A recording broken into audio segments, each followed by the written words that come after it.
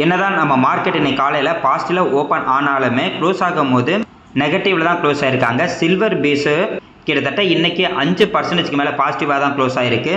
IEX கம்பெனிக்கு சூப்பரான ஒரு அப்டேட் வந்திருக்கு. அதனால இன்னைக்கு கிட்டத்தட்ட 5.5% பாசிட்டிவாக ட்ரேட் ஆகிட்டு இருக்காங்க. டிவிஎஸ் மோட்டார்ஸ் நல்ல சூப்பரான ஒரு சேல்ஸ் அப்டேட் வந்து கொடுத்துருக்காங்க நவம்பர் மாதத்துக்கு. அதனால இன்னைக்கு கிட்டத்தட்ட 3% மேலே பாசிட்டிவ் வந்து ட்ரேட் ஆகிட்டு இருக்கு. நம்ம சப்ஸ்கிரைபர்ஸ் நிறைய பேர் IRDA, oil India and DA India பற்றியும் கேட்டிருந்தாங்க. அதை பற்றி நம்ம பார்க்க போகிறோம். ஃபஸ்ட்டு நம்ம நிஃப்டி 50 இண்டெக்ஸை பற்றி பார்த்தரலாம். காலையில் வந்து பார்த்தீங்கன்னா ரொம்ப சூப்பரான ஒரு பாசிட்டிவில் தான் ஓப்பன் ஆனாங்க. ஆனால் போக போக அப்படியே பாசிட்டிவ் வந்து ஃபுல்லாக நெகட்டிவ் போயிட்டாங்க. மார்க்கெட் க்ளோஸ் ஆனப்போ வந்து பார்த்தீங்கன்னா கிட்டத்தட்ட 27 புள்ளி நெகட்டிவில் தான் வந்து க்ளோஸ் ஆயிருக்காங்க. இதுக்கு முன்னாடி இருந்த ஹை வந்து பார்த்தீங்கன்னா 26,300 இருந்துச்சு. கரெக்டாக அந்த பாயிண்ட்டில் தான் இப்போ வந்து டச் ஆகி வந்து நின்றுட்டு இருக்காங்க. மேபி இந்த ஹையை உடச்சிக்கிட்டு மார்க்கெட் மேலே போணுச்சுன்னா ரொம்ப நல்லா இருக்கும். இல்லை கீழே போனாங்க அப்படின்னா நமக்கு நல்ல ஒரு வாய்ப்பாகவும் இருக்கும் நிறைய ஸ்டாக்கில். இப்போதைக்கு எந்த ஒரு பேட் நியூஸும் இல்லாமல் தான் இருக்குது. குளோபலாக மார்க்கெட்டு ரிவர்ஸ் ஆகி மேலே போனால் ரொம்ப நல்லா இருக்கும். இல்லை கீழே போனால் கூட நிறைய ஸ்டாக்கோட ப்ரைஸ் மறுபடியும் கீழே வரும். நமக்கு வந்து பார்த்தீங்கன்னா நல்ல ஒரு வாய்ப்பு கிடைக்கும்.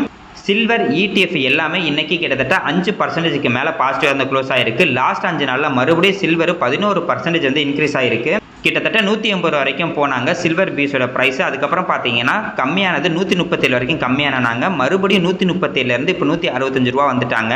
ரொம்ப லாங் டர்ம் பார்க்கும்போது அதாவது சில்வர் கோல்டோட ப்ரைஸ் பார்த்தீங்கன்னா இன்க்ரீஸ் ஆகிட்டு தான் இருக்கும். லாஸ்ட்டாக ஒரு வருஷத்தில் கொடுத்த ரிட்டர்ன் மறுபடியும் ஃபியூச்சரில் கொடுக்கும் அப்படின்னா வந்து பார்த்தீங்கன்னா அது டவுட்டு தான். இருந்தாலும் ஆவரேஜாக ஒரு 10 வருஷம் 15 வருஷம் நம்ம எடுத்து பார்த்தோம்னா கோல்டு அண்ட் சில்வர் ஆவரேஜாக ஒரு 10ல் இருந்து ஒரு 12% வரைக்கும் பார்த்தீங்கன்னா ரிட்டர்ன் வந்து கொடுத்துருக்கும். மேக்ஸிமம் பெரிய பெரிய இன்வெஸ்டர் அதுக்கப்புறம் பார்த்தீங்கன்னா பெரிய பெரிய இன்ஸ்டிடியூஷனல் பையர்ஸ்லாம் என்ன பண்ணுவாங்கன்னா அவங்க போர்ட்ஃபோலியோவில் 20% கோல்டு அண்ட் சில்வர் வந்து பார்த்தீங்கன்னா வச்சுருப்பாங்க. யாரெல்லாம் இப்போ இந்த சில்வரோட ப்ரைஸ் அந்த 137 ரூபா 140 ரூபா வந்தப்போ இன்வெஸ்ட்மெண்ட் பண்ணியிருந்தாங்களோ அவங்களுக்கு இந்த ஒரு 5 நாளில் 10% மேலே லாபம் கிடச்சிருக்கும். பார்க்கலாம் மறுபடியும் அப்படியே இன்க்ரீஸ் ஆகி 150 ரூபாய்க்கு மேலே போச்சுன்னா ரொம்ப நல்லாயிருக்கும். ஐஇஎக்ஸ்ஆர் இன்னைக்கு கிட்டத்தட்ட 5.5% பாசிட்டிவ் வந்து க்ளோஸ் ஆகிருக்கு. இவங்களுக்கு சூப்பரான ஒரு நியூஸும் இருக்குது. கொஞ்சம் நாளைக்கு முன்னாடி மார்க்கெட் கப்ளிங் அப்படிங்கிற ஒரு நியூஸ் வந்துச்சு. இவங்க பவர் ட்ரேடிங் பிஸ்னஸில் தான் இருக்காங்க. இவங்ககிட்ட ஒரு பிளாட்ஃபார்ம் இருக்குது. யாருக்கிட்டலாம் கரண்ட் வந்து இருக்கோ அதாவது யாரெல்லாம் கரண்ட் வந்து தயாரிக்கிறாங்களோ அவங்க இவங்களோட பிளாட்ஃபார்மில் ரிஜிஸ்டர் பண்ணிவிட்டு கரண்ட் வந்து விற்பாங்க. யாருக்கெல்லாம் கரண்ட் தேவைப்படுதோ அவங்க வந்து பார்த்தீங்கன்னா இந்த பிளாட்ஃபார்ம் வழியாக கரண்ட் வந்து வாங்கிக்குவாங்க. ஒரு யூனிட்டுக்கு இவ்வளவு ரூபா செல் பண்ணலாம் அப்படிங்கிற ஒரு அமௌண்ட் வந்து பார்த்தீங்கன்னா ஐஇஎக்ஸ் இப்போதைக்கு வந்து ஃபிக்ஸ் பண்ணிகிட்டு இருந்தாங்க. ஆனால் இப்போ நம்ம கவர்மெண்ட் என்ன சொல்லியிருக்காங்கன்னா நீங்களாம் வந்து ஃபிக்ஸ் பண்ணக்கூடாது. ஒரு யூனிட்டுக்கு ஃபிக்ஸ்டு ப்ரைஸ் தான் குளோபலாக இருக்கணும். எல்லா பிளாட்ஃபார்ம்லேயும் ஒரு யூனிட்டுக்கு ஒரே ப்ரைஸ் தான் நம்ம வந்து பார்த்தீங்கன்னா மெயின்டைன் பண்ணணும் அப்படின்ற மாதிரி ஒரு அப்டேட் வந்து கொடுத்துருந்தாங்க. அது 2026 ஜனவரி மாதத்துலேருந்து பார்த்தீங்கன்னா நடைமுறைக்கு வரும் அப்படின்ற மாதிரி சொல்லியிருந்தாங்க. இப்போது ஒரு புது அப்டேட்டை வந்திருக்கு. இந்த மார்க்கெட் கப்ளிங் அப்படிங்கிற விஷயம் வந்து பார்த்தீங்கன்னா இப்போதைக்கு ஸ்டாப் பண்ணி வைங்க. நெக்ஸ்ட்டு அப்டேட் வர வரைக்குமே நீங்கள் வந்து ஸ்டாப் பண்ணி வைங்க அப்படின்ற மாதிரி தான் ஏபிடிஎல் வந்து கொடுத்துருக்காங்க. அதாவது அப்பலட் ட்ரிபியூனல் ஃபார் எலக்ட்ரிசிட்டி. இந்த டிபார்ட்மெண்ட் வந்து பார்த்தீங்கன்னா மார்க்கெட் கப்ளிங்கிற ஒரு கான்செப்டை இப்போதைக்கு ஸ்டாப் பண்ணி வைங்க அப்படின்ற மாதிரி தான் ஒரு கேஸ் வந்து போய்கிட்டு இருக்கு. அந்த கேஸ் முடிகிற வரைக்கும் அடுத்த எந்த ஒரு ஆக்ஷன் வந்து பார்த்தீங்கன்னா எடுக்காமல் இருப்பாங்க. அடுத்த ஹியரிங் வந்து ஜனவரி 6ஆம் தேதி இருக்குது. கிட்டத்தட்ட இன்னும் ஒரு மாதம் இருக்குது. இந்த டிசம்பர் நம்ம வச்சுக்கிட்டா கூட இந்த ஒரு மாதம் தாங்க இருக்குது. இந்த ஒரு மாதத்துக்கு அப்புறம் அடுத்த ஒரு நியூஸ் வரப்போகுது. மேபி இந்த ஒரு மாதத்துக்குள்ளே இந்த ஸ்டாக்கோட ப்ரைஸு அது லோவில் இருந்து கொஞ்சம் ஹை போனுச்சுன்னா ரொம்ப நல்லாயிருக்கும். கிட்டத்தட்ட 215 ரூபா பக்கத்தில் இருந்த இந்த ஸ்டாக்கோட ப்ரைஸ் என்ன ஆச்சுன்னா இந்த மார்க்கெட் கப்ளிங்கிற ஒரு நியூஸ் வந்ததுக்கப்புறம் சடனாக 130 ரூபா வரைக்கும் கீழே வந்துட்டாங்க. இப்போ தான் கொஞ்சம் கொஞ்சமாக இன்க்ரீஸ் ஆகி ஒரு 140 ரூபா வந்திருக்காங்க. இல்லை மறுபடியும் மார்க்கெட் கப்ளிங் வருது அப்படின்னா மேபி மறுபடியும் இந்த ஸ்டாக்கோட ப்ரைஸ் கீழே போகும். வெயிட் பண்ணி பார்ப்போங்க எந்த மாதிரி நியூஸ் வருது அப்படின்னு. இன்னும் ஒரு மாதம் இருக்குது. அடுத்தது டிவிஎஸ் மோட்டார்ஸ் ஸ்டாக்கோட ப்ரைஸ் இன்றைக்கி கிட்டத்தட்ட 3% பாசிட்டிவாக தான் ட்ரேட் ஆகிட்டு இருந்துச்சு. இவங்க வந்து பார்த்தீங்கன்னா சூப்பரான ஒரு அப்டேட் கொடுத்துருந்தாங்க. இந்த நவம்பர் மாதம் அவங்களோட சேல்ஸு கிட்டத்தட்ட 30% மேலே வந்து அதிகமாகிருக்கு. அதனால தான் இன்றைக்கி இந்த ஸ்டாக்கோட ப்ரைஸு நல்ல ஒரு பாசிட்டிவ் வந்து ட்ரேட் ஆகிட்டு இருக்காங்க. 2025 நவம்பரில் கிட்டத்தட்ட 5,19,508 யூனிட் வந்து பார்த்தீங்கன்னா சேல் பண்ணியிருக்காங்க. இதுவே போன வருஷம் 2024 4,01,250 யூனிட் மட்டும்தான் வந்து சேல் பண்ணியிருந்தாங்க. அதனால் இயர் அண்ட் இயர் கம்பேர் பண்ணும்போது கிட்டத்தட்ட 30% சேல்ஸ் க்ரோத் அப்படின்னு வந்து பார்த்தீங்கன்னா ஆயிருக்கு. இது காரணமாக இருக்குது. ஏன்னா ஜிஎஸ்டி வந்து பார்த்தீங்கன்னா இப்போ ரீசெண்டாக தான் கம்மி பண்ணாங்க. அதனால் நிறைய பேர் நம்ம வந்து 2 வீலர் 3 வீலர்லாம் வாங்கியிருப்போம். 2 வீலரை பொறுத்த வரைக்கும் இயர் அண்ட் இயர் கம்பேர் பண்ணும்போது கிட்டத்தட்ட 27% சேல்ஸ் வந்து பார்த்தீங்கன்னா அதிகமாக இருக்குது. போன வருஷம் நவம்பர் மாதம் வெறும் 3,92,473 யூனிட் தான் சேல் பண்ணியிருக்காங்க. ஆனால் இந்த தடவை 4,97,841 யூனிட் வந்து பார்த்தீங்கன்னா சேல் பண்ணியிருக்காங்க. நம்ம டொமஸ்டிக்கில் கிட்டத்தட்ட 20% அதிகமாக இருக்குது. அதுலேயும் குறிப்பிட்டு சொல்லணும்னா நம்ம மோட்டார் சைக்கிளில் வந்து பார்த்தீங்கன்னா கிட்டத்தட்ட 34% சேல்ஸ் வந்து இன்க்ரீஸ் ஆகிருக்கு. ஸ்கூட்டர் பிஸ்னஸில் கிட்டத்தட்ட 27% வந்து பார்த்தீங்கன்னா சேல்ஸ் வந்து இன்க்ரீஸ் ஆகிருக்கு. எலக்ட்ரிக் வெஹிக்கிளையும் பார்த்தீங்கன்னா கிட்டத்தட்ட 46% சேல்ஸ் வந்து இன்க்ரீஸ் ஆகிருக்கு. இப்போ நிறைய பேர் எலக்ட்ரிக் வெஹிக்கிள் வந்து வாங்க ஸ்டார்ட் பண்ணிட்டாங்க. அதுக்கு அடுத்தது இன்டர்நேஷனல் பிஸ்னஸே வந்து பார்க்கும்போது கிட்டத்தட்ட 58% சேல்ஸ் வந்து பார்த்தீங்கன்னா இன்க்ரீஸ் வந்து ஆயிருக்கு. 3 வீலர் பிஸ்னஸில் கூட இவங்களுக்கு கிட்டத்தட்ட 147% இவங்களோட சேல்ஸ் வந்து பார்த்தீங்கன்னா அதிகமாக இருக்குது. எப்படி பார்த்தாலும் இந்த பாசிட்டிவ்ங்க. ஏன்னா இப்போ 2 வீலர் 3 வீலர் 4 வீலர் எல்லாமே வந்து பார்த்தீங்கன்னா வாங்க ஸ்டார்ட் பண்ணியிருப்பாங்க. ஜிஎஸ்டி வந்து நல்லா குறைஞ்சிருக்கு, அதனாலையும் வாங்க ஸ்டார்ட் பண்ணியிருக்காங்க. அதனால தான் ஆட்டோ செக்டராக இருக்கக்கூடிய நிறைய கம்பெனி வந்து பார்த்தீங்கன்னா இப்போ பாசிட்டிவ் அப்டேட் வந்து கொடுத்துட்டு இருக்காங்க. இதனால ஆட்டோ செக்டராக இருக்கக்கூடிய நிறைய ஸ்டாக்கோட ப்ரைஸ் ரொம்ப டவுனெலாம் இருந்துகிட்டு இருக்கு. இந்த மாதிரி பாசிட்டிவ் நியூஸ்னால மறுபடியும் ரிவர்ஸ் ஆகி மேலே போனிச்சுன்னா ரொம்ப நல்லாயிருக்கும். டாடா மோட்டர்ஸ்லாம் வந்து பார்த்தீங்கன்னா ரொம்ப கீழே தான் இருக்காங்க. அவங்களும் இன்றைக்கி ஓரளவுக்கு நல்லா பாசிட்டிவாக தான் இருந்தாங்க. அந்த ஸ்டாக்கோட ப்ரைஸ் இன்க்ரீஸ் ஆனால் ரொம்ப நல்லாயிருக்கும். டிவிஎஸ் கம்பெனியை பொறுத்த வரைக்கும் ரொம்ப சூப்பரான ஒரு கம்பெனி தான். இந்த மாதிரி ஒரு கம்பெனியோட சேல்ஸ் அதிகமாகிட்டு இருந்தாவே போதும், ஸ்டாக்கோட ப்ரைஸ் வந்து பார்த்தீங்கன்னா அதிகமாகிட்டே இருக்கும். அடுத்தது IRDA இந்த ஸ்டாக்கை பற்றி கேட்டிருந்தாங்க. இவங்க வந்து பார்த்தீங்கன்னா ரினியூவபிள் எனர்ஜியில் இருக்கக்கூடிய கம்பெனிக்கெல்லாம் ஒரு ஃபைனான்ஸ் தரக்கூடிய கம்பெனி, அதாவது ஃபைனான்ஸ் கம்பெனி தான்.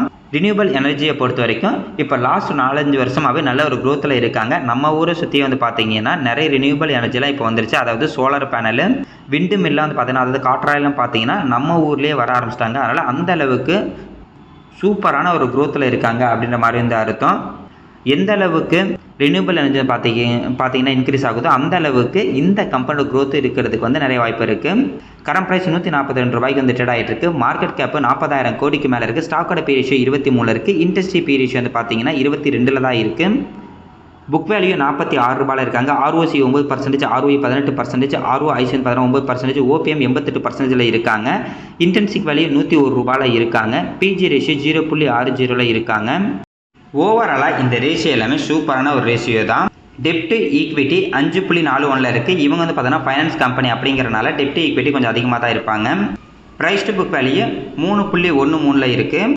அடுத்தது நம்ம இவங்களோட ப்ராஃபிட் அண்ட் லாஸ் ஸ்டேட்மெண்ட் வந்து பார்க்கலாம். ஏன்னா ஒரு கம்பெனியில் வந்து பார்த்தீங்கன்னா நம்ம முதலீடு பண்ணுறதுக்கு முன்னாடி பிஸ்னஸ்லாம் பார்த்துட்டு அவங்க எந்த அளவுக்கு க்ரோத்தில் இருக்காங்க அப்படின்னு நம்ம தெரிஞ்சுக்கணும். ஒரு கம்பெனியோட சேல்ஸ் அண்ட் ப்ராஃபிட் க்ரோத் எந்த அளவுக்கு இன்க்ரீஸ் ஆகுதோ அந்த அளவுக்கு அந்த ஸ்டாக்கோட பர்ஃபார்மன்ஸ் வந்து பார்த்தீங்கன்னா லாங் டேர்மில் இருக்கும்.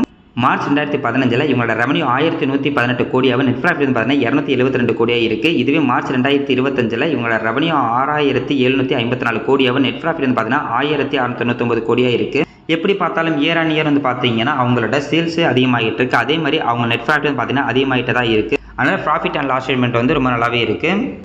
CAGR வந்து பார்த்தா கூட லாஸ்ட்டு ஒரு 5 வருஷத்தில் சேல்ஸ் க்ரோத் 23%, ப்ராஃபிட் க்ரோத் பார்த்தீங்கன்னா 51% இருக்குது. இதுவும் நல்ல ஒரு சூப்பரான ஒரு க்ரோத்து தான்.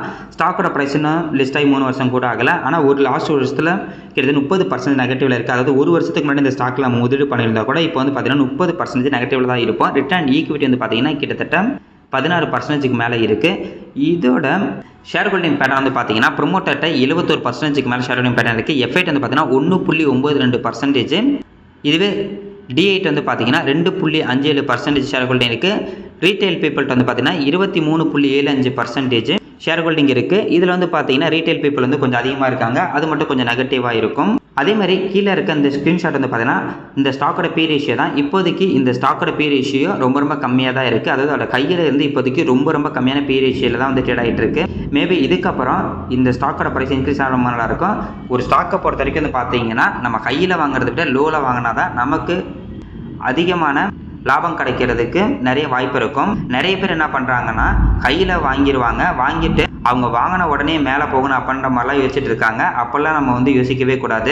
அதுவும் இல்லாமல் நம்ம ஒரு ஆள் வாங்கிட்டோம் அப்படிங்கிறதுக்காகலாம் அந்த ஸ்டாக்கோட ப்ரைஸ்லாம் இன்க்ரீஸ் ஆகணும் அப்படின்னு கிடையாது. அதனால் ஸ்டாக்கை பற்றி நல்லா தெரிஞ்சுங்க. நம்ம ஸ்டாக்கை வாங்கினோம்னாவே எந்த ஒரு காரணமும் இல்லாமல் கிட்டத்தட்ட 20-30% வரைக்கும் டவுன் ஆகும். அதே மாதிரி நம்ம வாங்கின உடனே அடுத்த நாளே இன்க்ரீஸ் ஆகணும், ஒரு மாதத்துல இன்க்ரீஸ் ஆகணும் அப்படின்னாலாம் ஆகாது. வாங்குறது மட்டும் தான் நம்ம கையில் இருக்குது. ஸ்டாக்கு கீழே போகிறது மேலே போகிறது மார்க்கெட் கையில் தான் இருக்குது. எப்போல்லாம் அந்த ஸ்டாக்கோட ப்ரைஸ் கீழே போகுதோ நம்மக்கிட்ட அமௌண்ட் இருந்தால் ஆவரேஜ் பண்ண போகிறோம். இல்லை அப்படின்னாலும் வெயிட் பண்ணால் போதும். பொறுமையாக இருந்தோம்னா அந்த கம்பெனி ரொம்ப நல்ல கம்பெனியாக இருந்தால் அதுவே மெதுவாக வந்து பார்த்தீங்கன்னா நம்ம வாங்கின ப்ரைஸை விட அதிகமாகவே நம்மளுக்கு லாபம் நம்மளுக்கு கொடுக்கும். அடுத்தது கேஃபின் டெக்னாலஜிஸ். இந்த ஸ்டாக் வந்து பார்த்தீங்கன்னா கிட்டத்தட்ட 3% பாசிட்டிவாக வந்து க்ளோஸ் ஆகிருக்கு. இவங்க ஃபினான்ஷியல் சர்வீஸ் பிளாட்ஃபார்ம் வந்து வச்சுருக்காங்க. மேக்ஸிமம் இவங்களோட பிஸ்னஸ் வந்து பார்த்தீங்கன்னா அசட் மேனேஜர்ஸ் அண்ட் கார்பரேட் இஷ்யூவர்ஸ்க்கு தான் வந்து பார்த்தீங்கன்னா சர்வீஸ் வந்து பண்ணிகிட்டு இருக்காங்க. சிம்பிளாக சொல்லணும்னா இவங்களோட பிஸ்னஸ் வந்து ஸ்டாக் மார்க்கெட்டை சுற்றி தான் இருக்கும். மியூச்சுவல் ஃபண்டு ப்ராசஸ் பண்ணுறது, அதுக்கப்புறம் பார்த்தீங்கன்னா இன்சூரன்ஸு, பென்ஷன் ஸ்கீமு, ட்ரான்ஸ்ஃபர் ஏஜென்சியாக இருக்காங்க, ஃபண்ட் அட்மினிஸ்ட்ரேஷன் பிஸ்னஸும் பண்ணிகிட்டு இருக்காங்க. அதுவும் இல்லாமல் கார்ப்பரேட் ஆக்ஷனும் பார்த்தீங்கன்னா இவங்க பண்ணிட்டு இருக்காங்க. சிம்பிளாக சொல்லணும்னா இப்போ நமக்கு வந்து டிவிடெண்ட் வரும்போது அந்த டிவிடெண்ட்டுக்கான நோட்டிஃபிகேஷன் இல்லைனா மெயில் வந்து பார்த்தீங்கன்னா கேஃபின் டெக்னாலஜியில் இருந்து கூட ஒரு சில பேத்துக்கு வரும். இப்போ நான் வந்து வேதாந்தா ஷேர்லாம் வச்சிருக்கும் போது வேதாந்தா டிவிடெண்ட் வந்ததுக்கப்புறம் கேஃபின் டெக்னாலஜிஸில் இருந்து தான் அந்த மெயில் கன்ஃபர்மேஷன் வரும். அதாவது நாங்கள் டிவிடெண்ட் வந்து ப்ராசஸ் பண்ணிட்டோம், நீங்கள் போய் செக் பண்ணி பாருங்கள் அப்படின்ற மாதிரி இந்த ஒர்க்கும் இவங்க வந்து பண்ணிகிட்டு இருக்காங்க.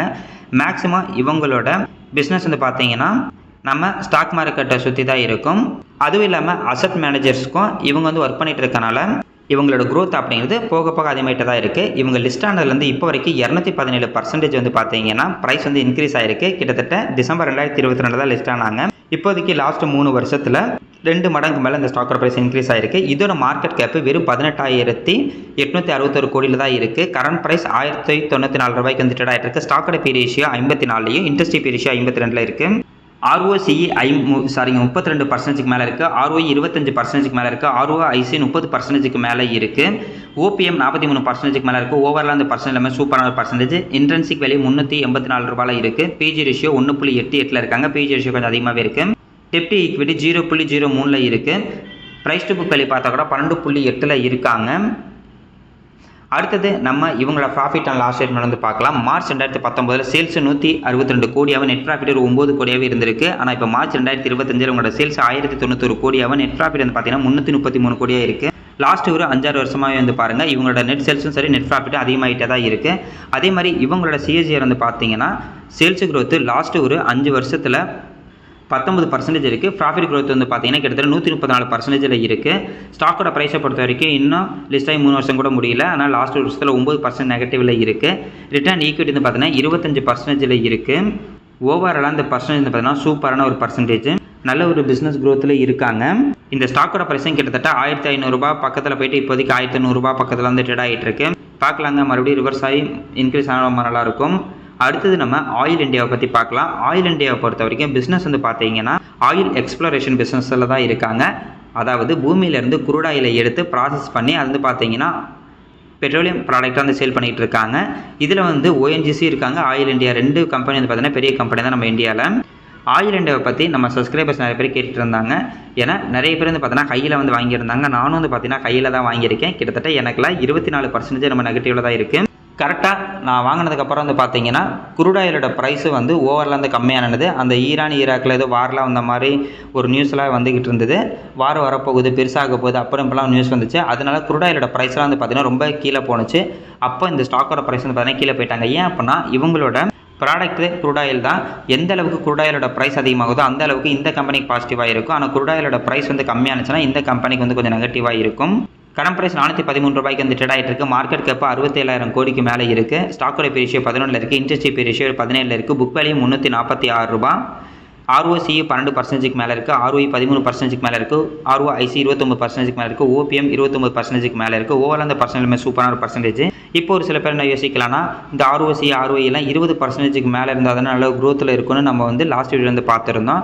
கரெக்டு தாங்க. ஆனால் இது வந்து பார்த்தீங்கன்னா செக்டாரை பொறுத்த வரைக்கும் மாறும். இந்த மாதிரி குரூட் ஆயில் இந்த பெட்ரோலியம் ப்ராடக்ட்டில் அந்த ROCEல 10% மேலே இருந்தாவே ஓரளவுக்கு ஓகே தான். ஏன்னா அந்த செக்டர் வந்து ஆவரேஜான செக்டார் தான் இருக்கும். அதனால் செக்டரை பொறுத்தும் அந்த பர்சன்டேஜ் நம்ம வந்து அட்ஜஸ்ட் பண்ணிக்கலாம். இன்டென்சிக் வேல்யூ வந்து பார்த்தீங்கன்னா 478 ரூபாயில் இருக்குது. இப்போதைக்கு இந்த ஸ்டாக்கோட ப்ரைஸு இன்டென்சிக் வேலையோட கம்மியான ப்ரைஸில் வந்து ட்ரேட் ஆகிட்டு இருக்கு. PG ரேஷியோ 2ல் இருக்குது. டெப்ட் ஈக்விட்டி 0.64 இருக்காங்க. ப்ரைஸ் டு புக் வேல்யூ வந்து பார்த்தீங்கன்னா 1.19 இருக்குது. அடுத்தது இவங்களோட சேல்ஸு அண்ட் ப்ராஃபிட் வந்து பார்க்கலாம். மார்ச் 2014 உங்களோட சேல்ஸ் 9,690 கோடியும் நெட் ப்ராஃபிட் வந்து பார்த்தீங்கன்னா 2,990 கோடி இருந்தாங்க. இப்போ மார்ச் 2025 உங்களோட சேல்ஸ் 31,703 கோடியும் நெட் ப்ராஃபிட்டாக வந்து 7,040 கோடி வந்து கொடுத்துருக்காங்க. எப்படி பார்த்தாலும் நல்ல ஒரு ப்ராஃபிட்டில் தான் இருந்துக்கிட்டு இருக்காங்க. என்ன ஒரு 2 வருஷம் நல்ல ஒரு ப்ராஃபிட் வந்து கொடுப்பாங்க. அதுக்கப்புறம் அவங்களோட ப்ராஃபிட் வந்து பார்த்தீங்கன்னா கொஞ்சமாக கம்மியாகும். ஒரு 3வது வருஷம் 4வது வருஷம் மறுபடியும் வந்து பார்த்தீங்கன்னா நல்ல ஒரு ப்ராஃபிட் கொடுப்பாங்க. மறுபடியும் வந்து பார்த்தீங்கன்னா அவங்களோட ப்ராஃபிட் அப்படின்றது கம்மியாகும். ஆனால் ஒரு 5 வருஷம் 10 வருஷம் அந்த மாதிரி நம்ம லாங் டர்மாக எடுத்து பார்க்கும்போது இவங்க நல்ல ஒரு ப்ராஃபிட்டு தான் வந்து போயிட்டுருக்காங்க. பார்க்கலாம். இப்போ குட்டாயிலோட ப்ரைஸ் வந்து பார்த்தீங்கன்னா கொஞ்சம் நாளைக்கு முன்னாடி கம்மியானுச்சு. இப்போ கொஞ்சமாக அதிகமாகிட்டு இருக்குது. அப்படி அதிகமானாங்கன்னா இந்த கம்பெனிக்கு வந்து பார்த்தீங்கன்னா நல்ல ஒரு பாசிட்டிவாக இருக்கும். அடுத்தது நம்ம ஷேர் ஹோல்டிங் பேட்டர்ன் வந்து பார்க்கலாம். ப்ரொமோட்டர்ட்ட 56.66% ஷேர் ஹோல்டிங் பேட்டர்ன் இருக்குது. எஃப்ஐட் வந்து பார்த்தீங்கன்னா 7.56% இருக்குது. இதுவே டிஐட் வந்து பார்த்தீங்கன்னா 19.21% வந்து இருக்குது. டிஏலையும் நம்ம எல்ஐசி வந்து பார்த்தீங்கன்னா லாஸ்ட்டு ஒரு 3 குவார்ட்டராகவே அவங்களோட ஹோல்டிங்கை வந்து அதிகமாக்கிக்கிட்டே இருக்காங்க. கிட்டத்தட்ட டிசம்பர் 2024 குவார்ட்டரில் இவங்ககிட்ட வெறும் 6.53% தான் இந்த ஸ்டாக் இருந்துச்சு. அதுக்கப்புறம் பாருங்கள் கொஞ்சம் கொஞ்சமாக வந்து இன்க்ரீஸ் பண்ணிக்கிட்டே இருக்காங்க. இப்போதைக்கு 7%க்கு மேலே இவங்களோட ஸ்டேக் வந்து கொண்டு போயிருக்காங்க. கரெக்டாக பாருங்கள் இந்த ஸ்டாக்கோட ப்ரைஸ் அதோட கையில் இருந்து லோ வந்ததுக்கப்புறம் தான் இவங்க வந்து கொஞ்சம் கொஞ்சமாக மறுபடியும் வந்து அக்குமுலேட் பண்ண வந்து ஆரம்பிச்சிருக்காங்க. கோட்டக் மஹேந்திரா ட்ரஸ்டி வந்து பார்த்தீங்கன்னா இப்போ கிட்டத்தட்ட 1% ஷேர் ஹோல்டிங் வந்து கொண்டு வந்திருக்காங்க. கவர்மெண்ட்டுக்கிட்ட 9.87% ஸ்டேக் இருக்குது. ரீட்டைல் பீப்பிள் வந்து பார்த்தீங்கன்னா வெறும் 6.69% தான் ஷேர் ஹோல்டிங் பேட்டர்ன் இருக்குது. அதை ரீட்டைல் பீப்பிளை விட நம்ம எஃப்ஐடிஏ தான் வந்து அதிகமாக இருக்காங்க. கவர்மெண்ட் வந்து பார்த்தீங்கன்னா அதிகமாக இருக்காங்க. இவங்க வருஷத்துக்கு 3 தடவை வந்து டிவிடெண்ட் தராங்க. 2வது மாதம், 9வது மாதம், 11வது மாதம் பார்க்கலாங்க. இப்போ லாஸ்ட் டைம் வந்து இந்த நவம்பர் மாதம் ஒரு ஷேருக்கு ₹3.50 டிவிடெண்ட் வந்து கொடுத்துருந்தாங்க. அடுத்த டிவிடெண்ட்டு 2026 பிப்ரவரி மாதம் வந்து வரதுக்கு நிறைய வாய்ப்பு இருக்குது. இப்போதைக்கு இந்த ஸ்டாக்கோட ப்ரைஸை பொறுத்த வரைக்கும் கிட்டத்தட்ட ₹780 மேலே போயிட்டு இந்த ஸ்டாக்கோட ப்ரைஸ் ₹400 தான் ட்ரேட் ஆகிட்டு இருக்கு. கொஞ்சம் நாளைக்கு முன்னாடி வந்து பார்த்தீங்கன்னா ₹330 வரைக்கும் கீழே போனாங்க. அதுக்கப்புறம் கொஞ்சமாக ரிவர்ஸ் ஆகிட்டாங்க. இன்டென்சிவ் வேலையோட கம்மியான ப்ரைஸ் தான் ட்ரேட் ஆகிட்டு இருக்கு. டிஏ வந்து பார்த்தீங்கன்னா இப்போதைக்கு இந்த ஸ்டாக்கை வாங்கிட்டு தான் இருக்காங்க. அதனால் நம்ம கையில் வந்து வாங்கியிருந்தா கூட இந்த மாதிரி கீழே இருக்கும்போது கொஞ்சம் கொஞ்சமாக அக்குமுலேட் பண்ணிட்டோம்னா நம்மளோட ஆவரேஜ் ப்ரைஸ் அப்படின்றது வந்து கம்மியாகும். இல்லை என்கிட்ட காசே இல்லை, இதில் எனக்கு வந்து இன்வெஸ்ட்மெண்ட் பண்ணுறதுக்கு பயமாக இருக்குது அப்படின்னா கூட இந்த ஸ்டாக்கில் நம்ம முதலீடு பண்ண அவசியமே கிடையாது. இன்னும் நிறைய கம்பெனி இருக்காங்க. இல்லை ஆல்ரெடி நான் வாங்கிட்டேன், நெகட்டிவில் இருக்குது, என்ன பண்ணுறதுன்னு கேட்டால் ஒன்றும் பண்ண முடியாது. நம்ம வந்து வெயிட் பண்ணி தான் ஆகணும். எனக்கு வந்து பார்த்தீங்கன்னா கிட்டத்தட்ட 24% நம்ம நெகட்டிவில் தான் இருக்குது. நான் அதை கண்டுக்கவே இல்லை, அப்படியே வச்சுருக்கேன். நம்ம ஒரு கம்பெனியை பார்த்து எப்போ பை பண்ணால் ஒன்று அந்த கம்பெனி அந்த பிஸ்னஸ் வந்து வெளியே போகிறாங்க, இல்லைனா அந்த கம்பெனி க்ளோஸ் பண்ணுறாங்க அப்படின்னா மட்டும் தான் நம்ம வந்து பார்த்தீங்கன்னா கவலைப்படணும். இந்த ஸ்டாக்கு கண்டிப்பாக வந்து பார்த்தீங்கன்னா மறுபடியும் கொஞ்சம் கொஞ்சமாக ரிவர்ஸ் ஆகி மேலே வந்துடும். க்ரூட் ஆயிலோட ப்ரைஸ் வந்து பார்த்தீங்கன்னா எப்பயுமே கீழே போயிட்டு இருக்காது. கண்டிப்பாக அது வந்து பார்த்தீங்கன்னா இன்க்ரீஸ் ஆகும். அடுத்தது ஐடிபிஸு. இதில் கிட்டத்தட்ட ஐடி கம்பெனியில் இருக்கக்கூடிய சூப்பரான 10 கம்பெனி இந்த இடிஎஃப்குள்ளே இருக்குது. லாஸ்ட் ஒரு மாதத்தில் இந்த இடிஎஃப் வந்து பார்த்தீங்கன்னா 5% வந்து இன்க்ரீஸ் ஆகிருக்கு. கிட்டத்தட்ட ₹49 மேலே போணுச்சு இந்த இடிஎஃப். அதுக்கப்புறம் கீழே வந்து பார்த்தீங்கன்னா 36 வரைக்கும் வந்துச்சு. இப்போ மறுபடியும் கொஞ்சமாக வந்து இன்க்ரீஸ் ஆகிருக்கு. இந்த யூஎஸ் டாரிஃப் இஷ்யூலாம் வந்தனால வந்து பார்த்தீங்கன்னா இந்த ஸ்டாக்கோட ப்ரைஸ் நல்ல ஒரு டவுனுக்கு போனாங்க. சாரிங்க, இந்த இடிஎஃபோட ப்ரைஸ் ரொம்ப டவுனுக்கு போனாங்க. அதுவும் ஐடி செக்டர் இருக்கக்கூடிய எல்லா ஸ்டாக்கோட ப்ரைஸும் ரொம்ப டவுன் ஆனாங்க. இப்போ கொஞ்சம் கொஞ்சமாக அப்படி ரெக்கவர் ஆகிட்டு இருக்காங்க. லாங் டர்முக்கு இந்த ஐடி இடிஎஃப் கூட நல்ல ஒரு ஆப்ஷன் நமக்கு இருக்கும். பார்ப்போங்க. இன்றைக்கி மார்க்கெட்டு கொஞ்சம் நெகட்டிவாக தான் வந்து க்ளோஸ் ஆகிருக்கு. நாளைக்கு பாசிட்டிவாக இருந்துச்சுன்னா ரொம்ப நல்லாயிருக்கும்.